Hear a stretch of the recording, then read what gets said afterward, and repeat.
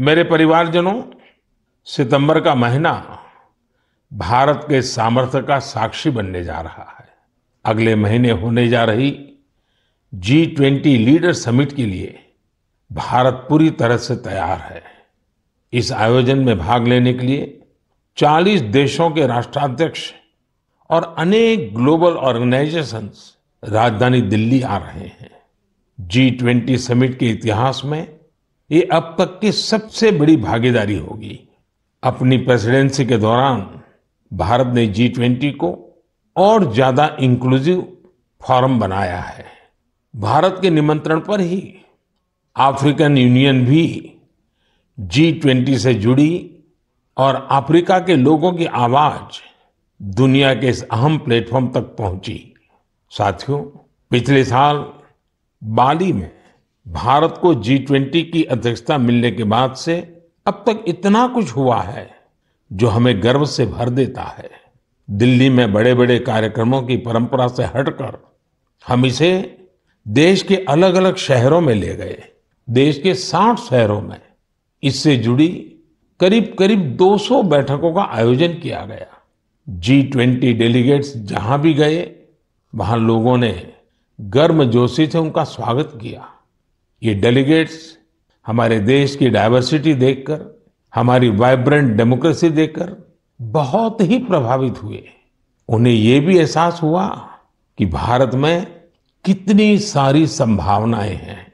साथियों, G20 की हमारी प्रेसिडेंसी पीपल्स प्रेसिडेंसी है, जिसमें जन भागीदारी की भावना सबसे आगे है।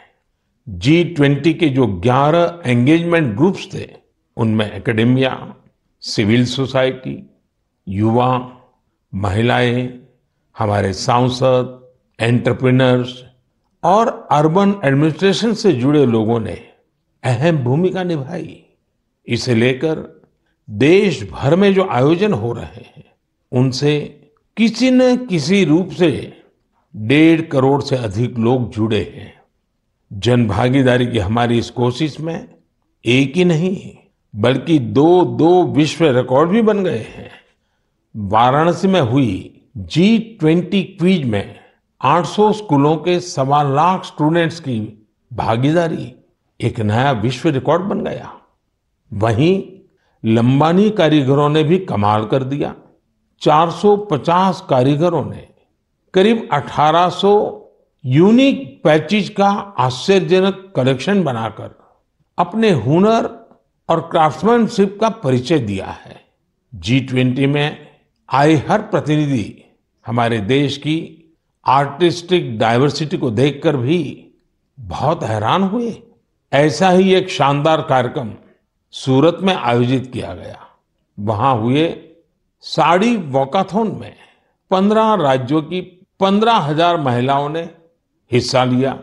इस कार्यक्रम से सूरत की टेक्सटाइल इंडस्ट्री को तो बढ़ावा मिला ही, वोकल फॉर लोकल को भी बल मिला और लोकल के लिए ग्लोबल होने का रास्ता भी बना। श्रीनगर में G20 की बैठक के बाद कश्मीर के पर्यटकों की संख्या में भारी बढ़ोतरी देखी जा रही है।